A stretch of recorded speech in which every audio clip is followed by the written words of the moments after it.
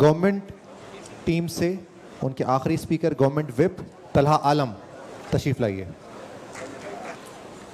جناب speaker, opposition کی جو ٹیم تھی انہوں نے سب سے پہلے آ کے کہا کہ جو ہمارے 2 LOA ہم نے جو پیش کیے ہیں وہ درست نہیں ہیں، اور اس کے مقابلے میں انہوں نے 2 اپنے LOAs پیش کیے ہیں، جس میں ایک انہوں نے کہا کہ پاکستان ایک مسلم کمیونٹی اسٹیٹ ہے، دوسرا انہوں نے کہا کہ پاکستان ایک فیلئر اسٹیٹ نہیں ہے. اور جناب والا انہوں نے پاکستان فیلئر اسٹیٹ کیوں نہیں ہے اس پہ کوئی دلیل پیش نہیں کی، اس کے وجوہات نہیں بتائے کہ پاکستان فیلئر اسٹیٹ کیوں نہیں ہے. اور جو پہلی بات انہوں نے کی کہ پاکستان ایک مسلم کمیونٹی اسٹیٹ ہے، اور اس میں انہوں نے بہت سارے دلائل پیش کیے کہ ہماری فورن پالیسی اس طرح کی ہے، ہماری جو ہے وہ فورن پالیسی میں ہم نے یہ کارنامے انجام دیے. فلسطین کا مسئلہ انہوں نے اجاگر کیا. تو جناب والا سب سے پہلے فورن پالیسی پہ بات کر لیتے ہیں. جو انہوں نے فورن پالیسی کی بات کی، تو آپ کی فورن پالیسی میں جو سب سے بڑی غلطی ہے کہ آپ جو ہے وہ ایک ایسے اسٹیٹ کے ساتھ دوستی کیے ہوئے ہیں جہاں روزانہ مسلمانوں پہ ظلم ہوتا ہے. آپ چائنا سے دوستی کیے ہوئے ہیں جہاں مسلمانوں کو زبردستی ظلم کر کے ان کو اسلامی اقدار سے دور کیا جاتا ہے. یہ آپ کی فورن پالیسی ہے.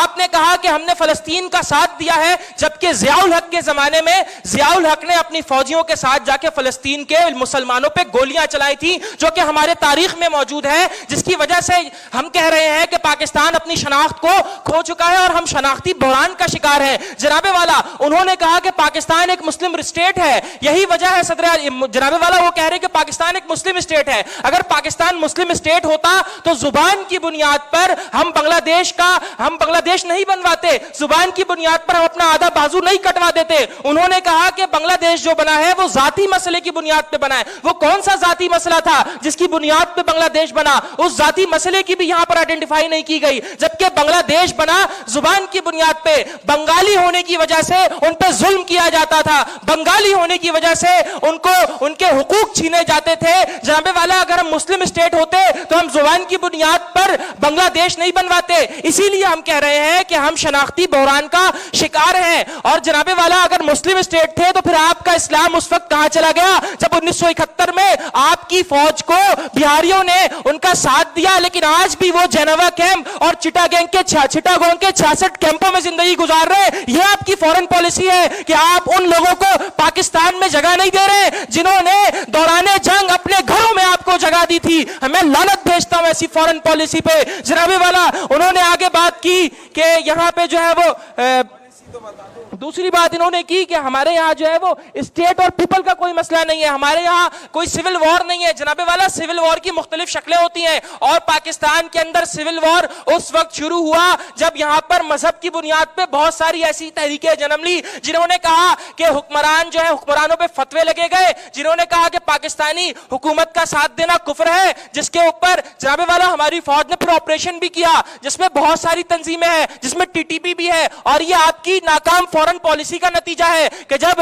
آپ نے افغانستان کے اندر اپنی فوج بھیجی تو اس کا پورا خمیازہ پاکستان کو بھگتنا پڑا. یہ آپ کی ناکام فورن پالیسی تھی. لیکن یہ کہتے رہے کہ ہماری فورن پالیسی اسلامی فورن پالیسی ہے. جناب والا ہم نے جو قرارداد پاکستان پیش کی تھی، ہم نے کہا تھا کہ ہمیں جو آئیڈینٹی ملی ہے وہ قرارداد پاکستان سے ہے، اور اس میں ہم نے جو ہے وہ 2 چیز کی نشاندہی کی تھی کہ قرارداد پاکستان کہتا ہے کہ ایک ایسی اسلامی ریاست مسلمانوں کو ملے گی جس میں اسلام نافذ ہوگا، اور دوسری بات بھی ہم نے کی تھی کہ جس میں صوبوں کو خود مختار کیا جائے گا. لیکن ان لوگوں نے آ کے ہمارے ایک نیٹ کو تو تسلیم کیا کہ ہاں پاکستان، ہمارے ایک LOA کو تسلیم کیا کہ پاکستان میں اسلامی ریاست موجود ہے، پاکستان میں اسلامی قوانین موجود ہیں. لیکن جب بات صوبوں کی آئی، جب بات جو ہے وہ سیپریٹ اینومس اسٹیٹ کی آئی، تو اس پہ وہ لوگ جو ہے وہ ڈنڈی مار گئے، اس پہ بات نہیں کی انہوں نے. لیکن اگر آپ دیکھیں تو پاکستان کے اندر جو 4 صوبے ہیں، کیا 18ویں ترمیم کے بعد سے کراچی شہر کو اس کے حقوق دیے گئے؟ جناب والا صوبہ جو ہے وہ شہروں سے بنتا ہے. جب شہر اسٹیبل نہیں ہوں گے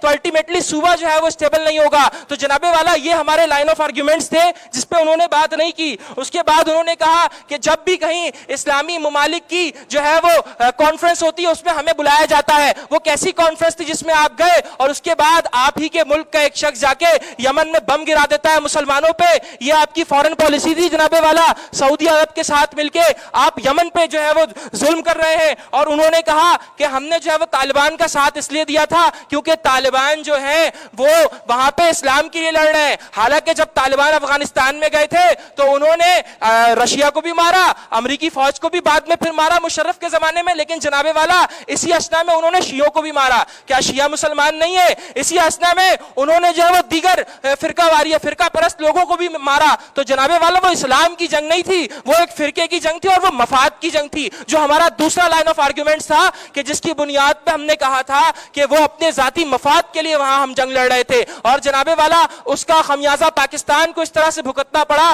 کہ آج بھی پاکستان کے اندر گزشتہ 10 سالوں سے آپ دیکھ لیجئے جو مختلف اداروں میں مختلف مقامات پہ جو دھماکے ہو رہے ہیں وہ اسی وجہ سے ہو رہے ہیں کہ ہماری فورن پالیسی انتہائی گھٹیا تھی. 2001 میں ہم نے وزیرستان کا بارڈر دے دیا جس کی وجہ سے پاکستان کو خطرات لاحق ہوئے. تو جناب والا میں یہاں پہ کنکلوڈ کرتا چلوں کہ ہم نے جو اس قرارداد کی حمایت کی تھی وہ یہ کہا تھا جو اس کی ضرورت تھی کہ شناختی بحران کے باعث 74 سالہ تاریخ میں ہونے والے لسانی اور مذہبی فسادات کی وجہ سے ہونے والے جانی و مالی نقصانات, جو اس کے پرنسپل جو ہم اس سے حاصل یہ کرنا چاہ رہے تھے کہ جب اس پہ بات ہوگی, جب مسئلے کو سمجھا جائے گا تو مختلف لسانی اکائیوں کے درمیان پاکستان کی ترویج کے لیے پہلا قدم اٹھایا جائے گا. اس کے لیے ہم نے 2 لائن آف آرگیومنٹس پیش کیے تھے, جس میں پہلا یہ تھا کہ پاکستان میں اسلامی تعلیمات, احکامات اور اقدار کے نفاذ کا فقدان. دوسرا ہمارا لائن آف آرگیومنٹ تھا کہ قوم پرست سیاست دانوں کی جانب سے ذاتی مفاد کی خاطر پاکستانی شناخت کو دفن کر کے لسانی شناخت کو فروغ دیا گیا. تو جناب والا اس کی بنیاد پہ ہم نے کہا کہ یہی وجہ ہے کہ ہم نے جو پاکستان ریزولوشن سے شناخت حاصل کی تھی اس کے بعد ہم شناختی بحران کا شکار ہیں. تو جناب والا اس ایل او اے کے بنیاد پہ میں کہتا ہوں کہ ہم جو ہے وہ اب بھی شناختی بحران کا شکار ہیں. شکریہ.